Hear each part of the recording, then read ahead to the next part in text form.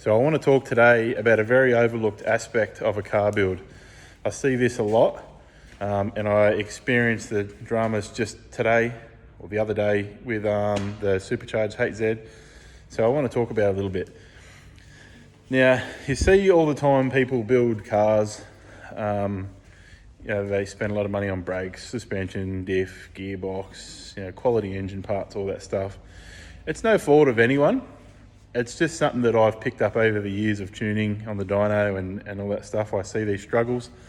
But yeah, the topic I want to talk about is voltage. Now, here's a perfect example. The last run on Conan's HZ, I just want to do one more power run, just to double check the fueling, make sure everything was perfect. And I was about to pull it off the dyno and just do the last little test drive on the road, make sure it was fine. Now, what happened about midway through the run, I had to abort the run. I have my target air fuel and my actual air fuel side by side on the log, and I noticed the actual air fuel running away from my target, started going lean. Didn't have a lean out, but I'm always watching these things very closely for that reason. It started running away lean, and I went, what's going on here? And the previous run to that was the run you seen at the end of the last video when it had a slight breakup. So I've had a look, 100% duty in the injectors, which it hasn't been there. Fuel pressure was falling away. Now, that would normally mean it's out of fuel system. It wasn't out of fuel system because all the other runs before, it was 75% duty, plenty of fuel pressure. So my next port of call was have a look through all the data and see what happened. So what I ended up finding was through the log, it was 11 volts when it started to go lean. Now, this is where it gets tricky. So if you have a fuel pump at 14 volts, it will flow X amount. If you can imagine the fuel flow rate of the pump at 11 volts, it's greatly different. So I ended up having a look, and what was happening was the alternator was charging. As soon as I put any load to it, it would stop charging. Now 11 volts, the only way you're going to get there is the battery was still relatively charged, was 12 volts, but with all the current draws of the fuel pump, intercoolers, fans, all the rest of it, it dragged the voltage down to 11 volts. That's not enough to ignite the coils properly, hence the misfire. I didn't pick it up the run before, but in the next run, it got worse, and the fuel pump was only seeing 11 volts. Therefore, fuel pressure was dropping away, engine was starting to run lean. Now, this is the part I want to talk about that gets very overlooked. This battery here is a factory VE Commodore battery, which is what this engine's out of. It's an L98, so it's just basically your run-of-the-mill 6 litre out of the VE. You can see that's 780 cold cranking amps, 77 amp hours. You can see by the sheer size of it as well. Now this guy has an Odyssey battery put in it, and it's obviously for room restraints, so we can fit this panel back in the back that can fit under it. Now if you look at this battery, it has 330 cold cranking amps and 28 amp hours. So that battery is a quarter of the size of the factory VE battery. So not only that, have we taken, a third or 2/3 of the electrical storage away from this car by putting that smaller battery in it. It's still got the same size alternator. So we've got no more charging capacity, and we've got a smaller battery. Mind you, alternators aren't designed to run the complete system. It's the battery's job to run everything. All the alternator should be doing is just replenishing the electricity that we've used out of that system. So not only do I see that a lot, that they've greatly compromised the electrical system for those reasons. You've got to remember, when we're building these cars, we're adding great electrical load to the system. Like in this thing, if you think about it, it's got a supercharger on it, which increases cylinder pressures to make horsepower, puts more load on the coils. You've got to drive them harder to ignite the fuel and air.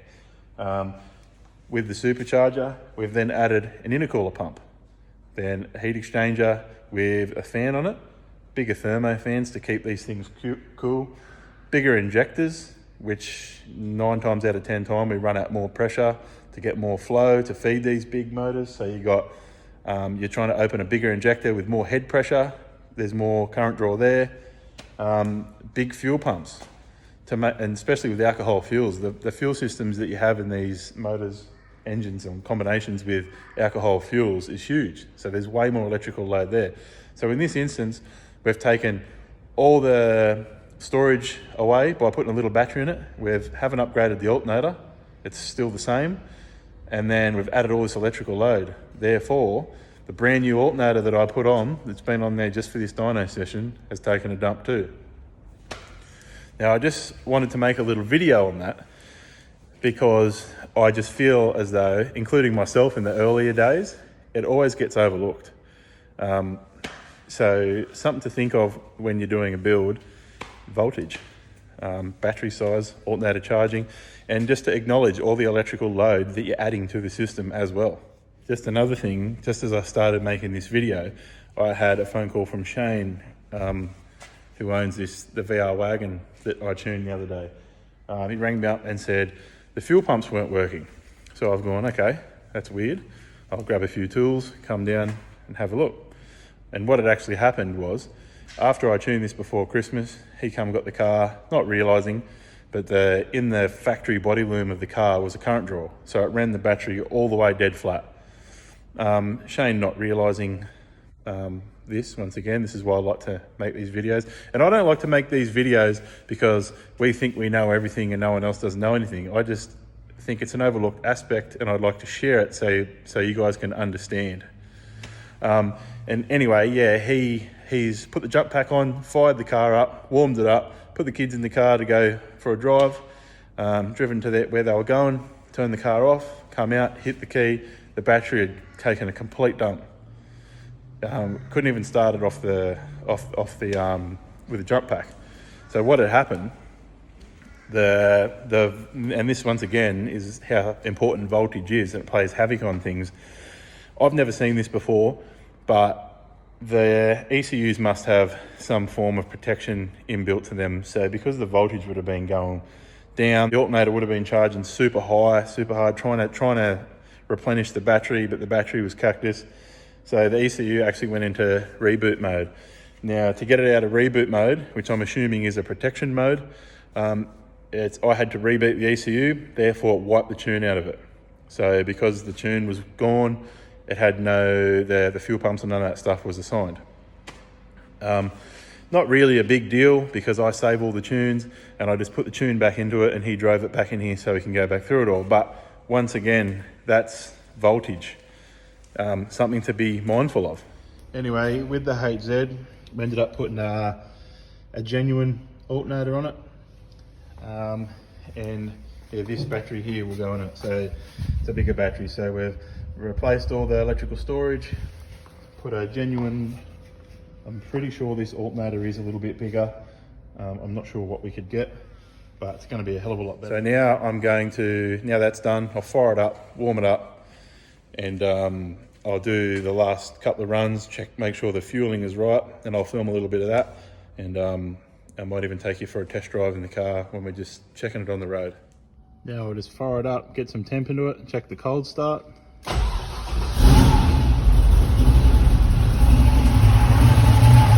Pretty bang on.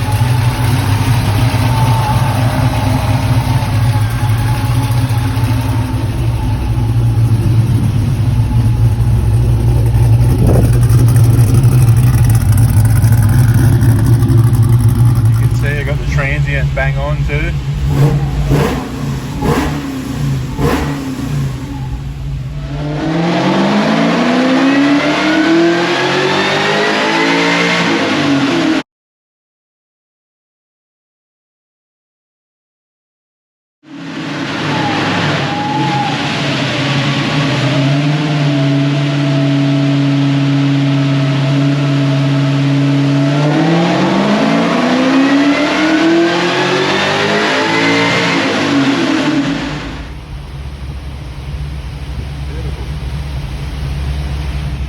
That is finished. Perfect. So there we go. There's a bit of a yarn about voltage. I just thought it was relevant with what I've been seeing on the dyno in the last couple of years. So hopefully everyone takes that in consideration when they're building cars and understands that perspective of it. And a little bit of a show through Conan's car, that's all done. I've just taken it down to the bottom shed. So the boys they've got to put a GPS speedo on it, just do the inputs in the dash. They're going to help me out by doing that because I'm under the pump up here. We've got Sean's VK coming back next week and we're going to start on the big block. As you can see, the van's all tucked away. And next video will be ripping this big block down, showing you all the new bits and pieces we got for that. And I'll pull the Tirana out, pull the cover off that, get that out and show you through the car. Once again, thanks everyone for watching. I appreciate the support. Don't forget to like and subscribe. The more subscribers and shares and all the rest of it we get, the more videos and that I can get out. Thanks guys.